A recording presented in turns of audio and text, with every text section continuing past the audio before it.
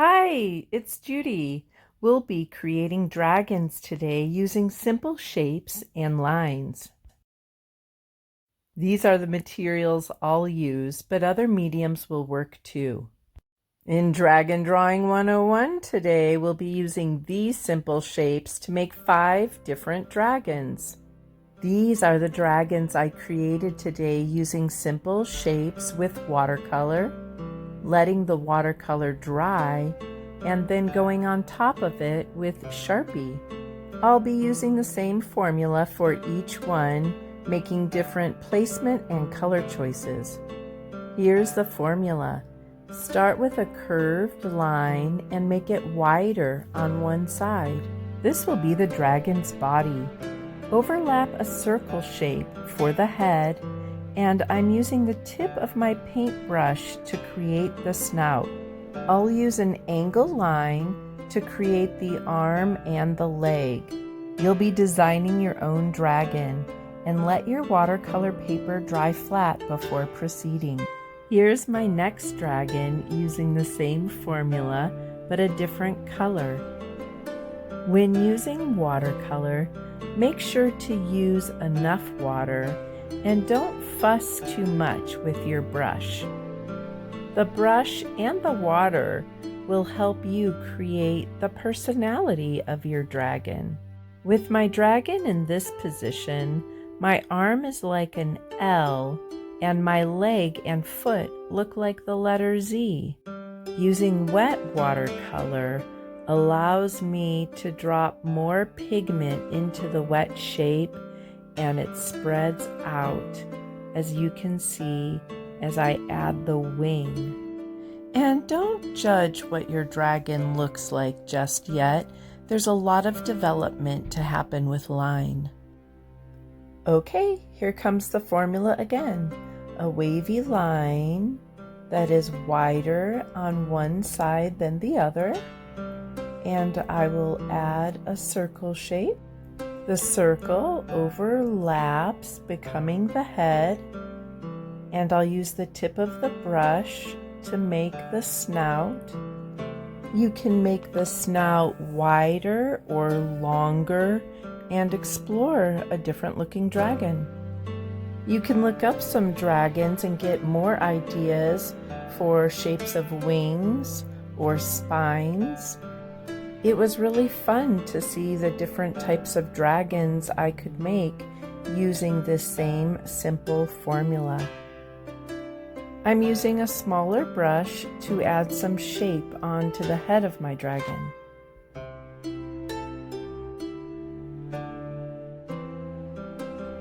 Okay, formula time here. Wavy line, wider on one side with an overlapping circle. And now I'll add the snout with the tip of my paintbrush. You'll notice how I'm dropping a little more watercolor into the tip of the snout. I'm using the angle line for the leg, and I will also use an angle line for the arm. With this dragon, I wasn't especially liking how he was turning out, but I told myself I had to wait and see. So I added a wing and put him aside to dry. Okay, I added another angle line to show his other foot, and then I put him aside to dry. Here I'll be using reds and oranges again and the same formula.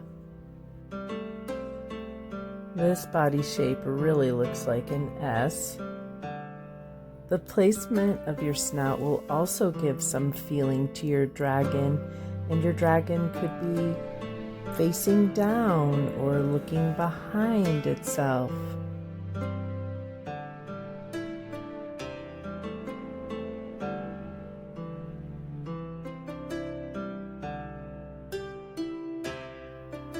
I'll use my smaller paintbrush on the side to create the spiky spine of this dragon, and the tip of the brush makes a great shape. You can probably see pretty well how the wetness of the watercolor creates little puddles in its forms. Don't mess with that. Let that dry. It will end up with some really neat color differentiation. With this dragon, I gave him a spiky tail, and he's giving a try at blowing some fire. And I ran out of paper space, which left me with a shape I wasn't very pleased with, but I knew I could make it work. Placement of the arms and legs also give your dragon feeling and emotion.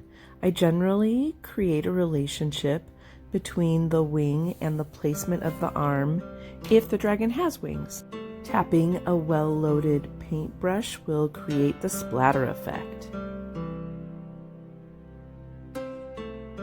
Now I'll go back to each of the dry watercolors and add lines and shapes with Sharpie, giving each of these dragons their own personality. If you've watched my video on easy to draw castles, this dragon would pair well with that idea, and you will see that the power of the line makes its appearance in this video as well. So the watercolor left us with a silhouetted form of the dragon. As I add the lines to define my dragons, I will not just outline the form that I've made, but I will also create line that overlaps the form and adds on to it. I'm using an almond shape for the eye and angled lines for the long, talony fingers of my dragon. I'm going to give a rugged line for the spine of my dragon, and I like giving the knees and the elbows pokey plates too. Notice how my lines on this side of the body for the arms and legs overlap that body shape. Pick some fun lines to create the texture of your dragon. Wiggly lines, angled lines, U's, W's. I think a dragon has a stomach like a lizard or a reptile. I've decided to add another leg and arm, even though there isn't watercolor there. And look how the power of one line adds depth to this drawing and creates somewhere for this dragon to be. Okay, next dragon. Look at the beautiful variation of colors from working with the wet watercolor and letting it dry. As you start with your drawing, you'll notice your dragon's personality. Think about that as you make the choices for lines and texture. The mouth is an angled line that you can turn into a little smile or a grimace. To enhance the snout, I'll draw a line from the nostril and bring it up over the eye. I've added wavy lines that go outside of the colorful silhouette but create part of his head shape. I'm also using those angled lines up the arm and more angled lines to define the wing. It can be a little scary making these line choices. Not as scary as a dragon, but remember to have fun with your choices. I'm extending lines into the wing from those angle points I made, and I'm widening those lines, making them darker. I'm running down the back of the dragon with more angled lines and extending his tail. There are so many different kinds of tails you can create.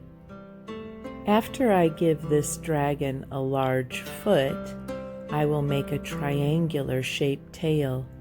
Notice how I am accentuating the talons on the dragon by darkening in those pointy shapes. I decide to get the watercolors out and give a little shadow to the bottom of my dragon to make it feel like it's on land. The parts of the dragon, like the feet, that are connected to the ground will be connected to the shadow, but the dragon's tail is above the ground and therefore not touching the line of shadow. And with the power of one line, aka the horizon line, I've created some depth, and I'm going to add a mountain. Up next is Red Dragon with wings. And I'll continue to use a variety of lines to define the character and form of this dragon. I really enjoyed making a variety of dragons. It was nice because I could explore different ideas on each one. And something like this could be fun to do to make some cards or just fun illustrations.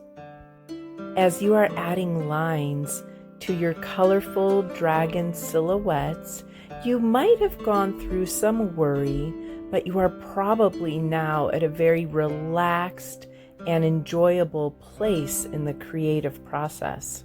Being creative not only can be relaxing, but it's also great for your brain. Your brain is developing new neurological connections as you're being artistic and creative. So it's great for you no matter how old or young you are. You'll notice I'm doing the same thing to this dragon wing as I did to another dragon's wing by adding the lines into the wing and extending the points of the wing farther off the silhouette, which leaves a little white space, but I like that white space. And as I add on the tail, I'm using a triangular shape again. In any of your dragon drawings, you may widen your lines, making them darker, and add design elements or patterns. Maybe instead of scales on your dragon has a flower pattern on it. Okay, this red dragon has that fun purple and red splatter, and yet that awkward shape of fire coming out of its mouth. I felt like the form of this dragon looked like it was using all of its force to get a little puff of fire out of its mouth, and therefore I imagined it being a baby dragon and gave it a dashed line for its eye, as if its eye is closed and it's using all its effort to blow that little puff of fire. As your dragon appears, certain characteristics or even a story about your dragon might form in your mind. I've been using the same formula to create different kinds of dragons. Even the same artist can make different kinds of art, and you'll notice that even following this formula, your dragon is going to be of your own style. I've separated a belly section for my dragon, and I'll use a wavy line, kind of like a whole bunch of U's or double U's, as the texture for this dragon. Now I have to do something with that awkward shape that is the little plume of smoke and small fire this dragon is emitting for maybe the first time. So while it was one shape, I'm going to separate it to be like a little poof of fire and some curvy lines to show motion or smoke. Adding some watered down watercolor to create a shadow makes my dragon feel like it's standing. I'll create a shape that represents a shadow of the entire dragon.